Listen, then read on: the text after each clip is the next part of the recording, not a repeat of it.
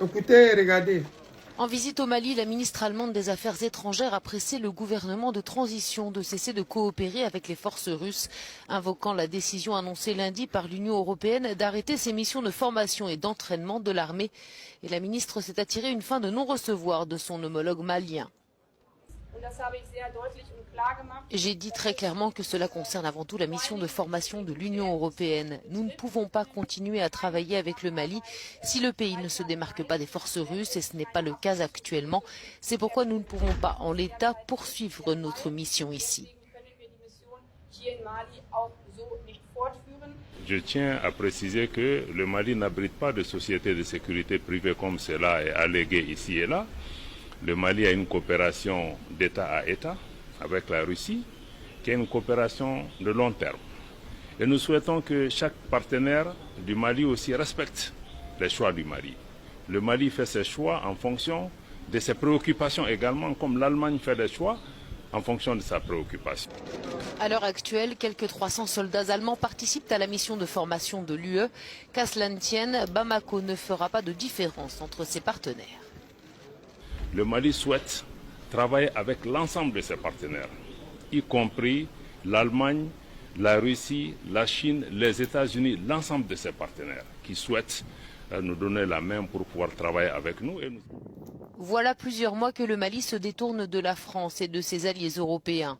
Ces derniers reprochent à Bamako d'avoir recours au service d'une société de sécurité privée russe. Le Mali, encore aujourd'hui, dément. Ah Dieu, les amis. C'est-à-dire que on a l'impression que nous sommes dans les années 60. À l'heure où je vous parle là, les Allemands, malgré les sanctions, continuent de prendre le gaz et le pétrole russe.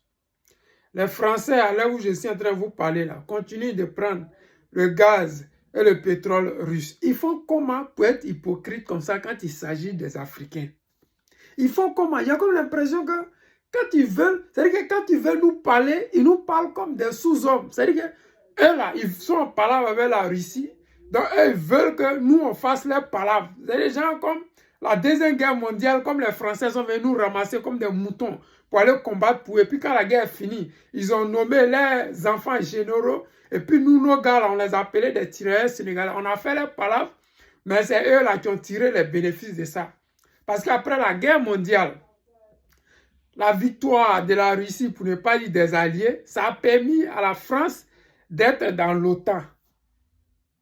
Alors que la France n'était rien sans les Africains. Donc aujourd'hui, ils veulent fermer leur ambassade ou bien ils veulent rappeler les 300 soldats qu'ils ont au Mali et qui forment les Maliens. Mais si vous les rappelez, ça va changer quoi? Parce que mine de rien, vous n'avez pas fermé votre ambassade en Russie. Mine de rien, la France n'a pas fermé son ambassade en Russie. La France n'a pas arrêté de coopérer, ou l'Allemagne n'a pas arrêté de coopérer avec la Russie. Même les États-Unis n'ont pas arrêté de coopérer avec la Russie. Pourquoi est-ce que ce qui nous arrange là, vous, ça vous dérange? Nous, on veut savoir. Pourquoi est-ce que ce qui est le bien pour le peuple africain, ça devrait vous déranger? Au contraire, si comment dire, si la France est libre de signer des accords avec la Russie, si l'Allemagne continue de payer le gaz ou le pétrole de la Russie, pourquoi est-ce que nous, on n'aurait pas la possibilité de faire la même chose? Parce que l'Inde, elle paye le pétrole avec la Russie, elle la revend avec les Occidentaux.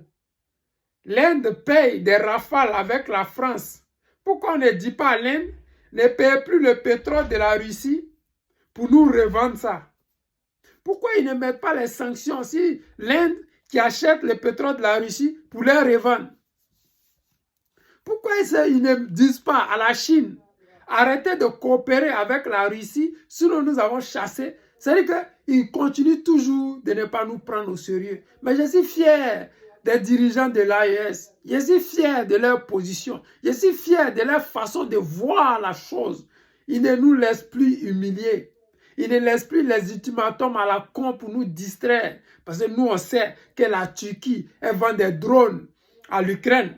La même Turquie là, elle vend des drones à la Côte d'Ivoire, elle vend des drones au Mali et au Burkina. La même Turquie là, elle est dans l'OTAN. La même Turquie là, elle paye le pétrole de la Russie et le gaz de la Russie. Donc, il y a des pays qui doivent faire ce qu'ils veulent et il y a des pays qui n'ont pas le droit de faire ce qu'ils veulent.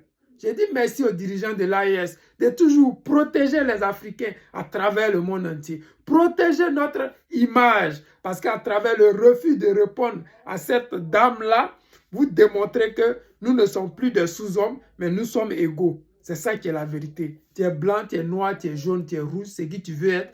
Mais si tu respectes l'autre, on va te respecter. Les amis, c'était le président Lota, l'ami des dirigeants qui se respectent. Je vous aime et je vous dis à tout à l'heure.